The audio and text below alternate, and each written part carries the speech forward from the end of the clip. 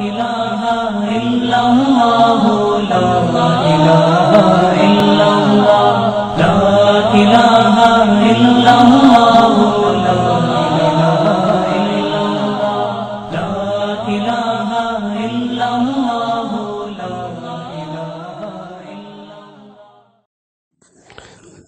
الحمد لله وكفى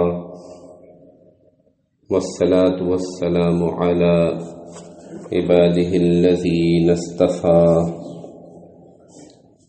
أما بعد اللهم صل على سيدنا محمد وعلى آل سيدنا محمد وبارك وسلم. عن أبي هريرة رضي الله تعالى عنه قال قال رسول الله صلى الله عليه وسلم اکمل المؤمنین ایمانا احسنهم خلقا رواہ ابو داود والدارمی. کمال ایمان کے چند علامات ذکر کی جا رہی ہیں.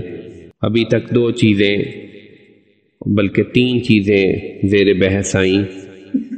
ایک کا تعلق محبت کے ساتھ ہے، دوسری چیز خیر خواہی ہے، اور تیسری چیز جو کل بیان کی گئی وہ دوسرے انسانوں کو اور بالخصوص مسلمانوں کو، جس میں ہم سائے بھی داخل ہیں اور پھر باقی مسلمان بھی داخل ہیں، ان کو کسی قسم کی تکلیف نہ پہنچانا، ان کو اذیت نہ پہنچانا، ان کو شر سے محفوظ رکھنا.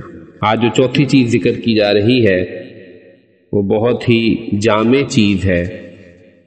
اس کا تعلق اخلاق کے ساتھ ہے. یہ لفظ اخلاق نہیں ہے، الف کے نیچے زیر نہیں ہے، بلکہ یہ لفظ اخلاق ہے. خلق کی جمع اخلاق ہے. حدیث سن لیجئے. ابی ہریرہ رضی اللہ عنہ سے روایت ہے، رسول اللہ صلی اللہ علیہ وسلم نے ارشاد فرمایا اکمل المؤمنین ایمانا، مسلمانوں میں سب سے زیادہ کامل ایمان اس شخص کا ہے یا ان لوگوں کا ہے احسنہم خلقا، جن کے اخلاق زیادہ اچھے.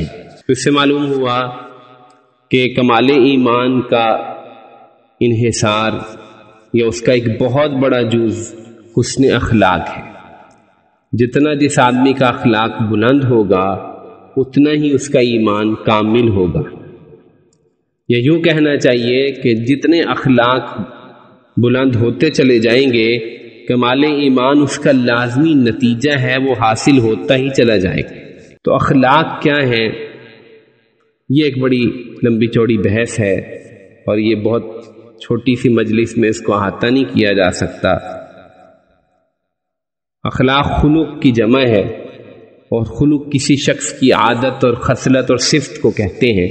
اور صوفیاء نے، مشائخ نے اخلاق کی تعریف یہ کی ہے کہ یہ اعمال القلب ہیں، انسان کے قلب کے وہ اعمال ہیں جو اس کا قلب سر انجام دیتا ہے.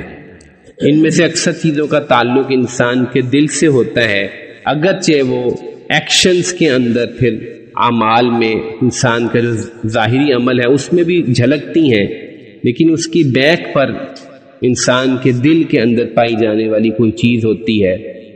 چانچہ مزید اس کی وضاحت و صراحت یوں کی گئی کہ اخلاق کے بھی دو قسمیں ہیں. ایک برے اخلاق ہیں جسے سوء خلق کہا جاتا ہے، اور ایک اچھے اخلاق ہے جسے حسن خلق کہا جاتا ہے. تو انسان کے اندر دونوں موجود ہوتے ہیں. محنت اس بات کی کرنی ہوتی ہے کہ برے اخلاق انسان کے اندر سے نکلتے چلے جائیں اور ان کی جگہ اچھے اخلاق آتے چلے جائیں. اور یہ اخلاق عمومی طور پہ جوڑوں کی شکل میں پائے جاتے ہیں، یعنی کہ اچھا خلق اور برا خلق یہ اصل میں ایک جوڑا ہوتا ہے جو آپس میں ایک دوسرے کے متضاد ہوتا ہے، اپوزٹ ہوتا ہے. یا یہ چیز پائی جاتی ہے یا اس کی متضاد چیز پائی جاتی ہے. اب اس تمہید کو سمجھ لینے کے بعد سمجھیے کہ یہ جو اعمال قلوب ہے ان کے جو جوڑے ہیں ان کو بڑے آسانی سے ہم آئیڈینٹیفائی کر سکتے ہیں، پہچان سکتے ہیں. مثلا ایک بہت بڑا برا خلق وہ تکبر ہے، کبر ہے، اور اس کے بالمقابل عاجزی ہے، تواضع ہے، اور پستی اور ذرا نوازی ہے، ذرا نوازی نہیں کہنا چاہیے بلکہ خاک نشیں ہونا ہے. تو اب یہ ایک جوڑا ہے جو ایک شخص کے دل میں اکٹھا نہیں پایا جا سکتا. یہ نہیں ہو سکتا کہ ایک آدمی متکبر بھی ہو اور متواضع بھی ہو. اس میں تکبر بھی پایا جاتا ہے، اس میں عاجزی بھی پائی جاتی ہے. ایسے نہیں ہوتا. یا تو اس میں عاجزی تواضع پائی جائے گی یا اس میں تکبر پایا جائے گا. اور اس کے پھر درجات ہوتے ہیں. شروع میں تو انسان کے دل میں صرف عجب پیدا ہوتا ہے. عجب کا معنی یہ ہے کہ آدمی اپنے آپ کو اچھا سمجھتا ہے کہ میں اچھا ہوں، میرے کپڑے اچھے ہیں اور میں خوبصورت ہوں، میں حسین ہوں، میں صاحب مال ہوں، میں صاحب جمال ہوں، وغیرہ وغیرہ. بس اپنی دل میں اپنی بڑائی. اعجاب المرء بنفسہ، یہ ایک چیز حدیث سے جو ہے وہ ثابت ہے. اخلاق کی ایک چیز حدیث سے ثابت ہے، کیونکہ آپ علیہ السلام نے فرمایا انما بعثت لاتمم مکارم الاخلاق. اللہ نے مجھے بھیجا اس لیے کہ میں اخلاق کی تکمیل کروں. اس لیے یہ بہت ڈیٹیل موضوع ہے حدیث کا، سنت کا، جس سے ہم آگے چل کے باقاعدہ گفتگو کریں گے. پورا ہمارا ایک چیپٹر ہے اس کے اوپر جو درس حدیث میں آئے گا اگر زندگی رہی تو. آج صرف میں اس کی اشارہ کر رہا ہوں. تو اس لیے اعجاب المرء بنفسہ، وہ ترقی کرتا ہے اور پھر وہ تکبر میں جاتا ہے. تکبر کیا ہے؟ دوسروں کو حقیر سمجھنا. الکبر من بطر الحق وغمط الناس، بخاری مسلم کی روایت ہے. تکبر یہ ہے کہ آدمی حق کو بھی ٹھکرا دے اور لوگوں کو حقیر سمجھے. اور اس کے بالمقابل تواضع ہے، عاجزی، انکساری، خاک نشینی. ایک آدمی اپنے آپ کو کچھ بھی نہیں سمجھتا، حقیر جانتا ہے اپنی ذات کو کہ اللہ تعالیٰ کا یہ احسان ہے، اسی کا فضل ہے، میں کس لائق ہوں. ایک برا اخلاق ہے غصہ، اور ایک اس کے بالمقابل حلم، برداشت، بردباری. ایک شخص میں دونوں جمع نہیں ہو سکتے. یا تو غصے کا تیز ہوگا، غصیلا ہوگا، یا اس کے اندر حلم پایا جائے گا، حلیم ہوگا، برداشت کرتا ہوگا. آپ علیہ السلام بہت زیادہ حلیم تھے. اس کے بالمقابل ہم جانتے ہیں کہ بہت سارے لوگ ہیں ان میں بہت سارا غصہ پیدا. غصے کے بھی پھر درجات ہیں. اب غصے کے درجات بیان کرنے لگوں تو 20 منٹ تو اس میں لگ جائیں گے کہ غصے کی 4 قسمیں، غصے کے اعتبار سے انسانوں کی 4 قسمیں بیان کی گئی ہیں. وہ بیان کروں گا انشاءاللہ تاکہ آپ میں اپنا جائزہ لے سکے کہ ہم کس درجے پر کھڑے ہیں. تو اس طرح جو ہے یہ اخلاق کے جوڑے اگر ہم ان کو دیکھتے چلے جائیں تو یہ انسان کے اندر جوڑوں کی شکل میں ہے. یا غصہ ہے، یا حلم ہے، یا تکبر ہے، یا انسان کے اندر حیا پائی جاتی ہے، یا بے حیا ہے. بے حیائی کی بھی قسمیں ہیں، فحش، متفحش، بذی، 3 قسمیں اس کی آتی ہیں. کتنا بدخو ہے، منہ پھٹ ہے، کتنی بے حیائی سے کلام کرتا ہے، کتنا حیا والا ہے. حیا کی بھی درجات ہیں. تو اخلاق کی بھی قسمیں ہیں، 2 قسمیں، برے اخلاق اور اچھے اخلاق. اور پھر ہر خلق کی درجات ہر انسان میں پائے جاتے ہیں. گویا کہ انسان ہر وقت اخلاق میں ترقی کرتا ہے. ایک بہت بڑی چیز اور تذکرہ کر دوں، نرمی،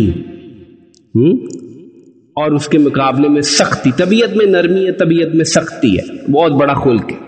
آپ نے فرمایا نرمی جس چیز میں جاتی ہے اس کو خوبصورت بناتی ہے، سختی جس چیز میں جاتی ہے انف اس کو بدبودار اور بے عیب دار کر دیتی ہے. تو اب یہ ایک جوڑا ہے. اگر آپ غور کریں گے، میں نے باقاعدہ لکھے بھی تھے ایک دفعہ، تقریباً کوئی 15 کے قریب جوڑے میں نے لکھے تھے ایک دوسرے کے بالمقابل. تو مومن وہ ہوگا جو ترقی کرتا رہے گا. اس کے اخلاق دن بدن روز محنت کرنی پڑے گی، اخلاق پر روز محنت کرنی پڑے گی، جائزہ لینا پڑے گا. جو اخلاق بہتر ہوتے چلے جائیں گے، تواضع بڑھ رہی ہے، حلم بڑھ رہا ہے، نرمی بڑھ رہی ہے طبیعت میں. اس کا یہ مطلب نہیں ہے کہ مومن بالکل بزدل ہے، یعنی کہ وہ بیچارہ بات ہی کوئی نہیں کرتا، بالکل نرم ہے، ایسے مریل ہے. ایسی بات بھی نہیں ہے. ہاں، سخاوت اور بہادری بھی اسی میں داخل ہے. ہاں، سخاوت، بہادری، اس کے بالمقابل بزدلی، بخل. جو جتنا بہادر ہوتا ہے اتنا زیادہ سخی بھی ہوتا ہے. یہ بھی بہت بڑا خلق ہے. تو نرم بھی ہوتا ہے اور شیر دل بھی ہوتا ہے، یہی وہ اخلاق ہے جو بڑھتے جاتے ہیں، ایمان کا کمال بڑھتا چلا جاتا ہے۔ اپنی بات ختم کرتا ہوں۔ آپ علیہ السلام نے فرمایا، ابو داؤد ہی کی روایت ہے کہ قیامت والے دن بندہ مومن کے نامہ اعمال میں حسن خلق سے زیادہ قیمتی اور وزنی کوئی چیز نہیں ہوگی۔ اور دوسری روایت میں فرمایا کہ نماز سے، روزوں سے، صدقے سے آدمی وہ مقام حاصل نہیں کر سکے گا جو اخلاق سے حاصل کرے گا۔ اللہ تعالی ہمیں کامل اخلاق نصیب فرمائے۔ وآخر دعوانا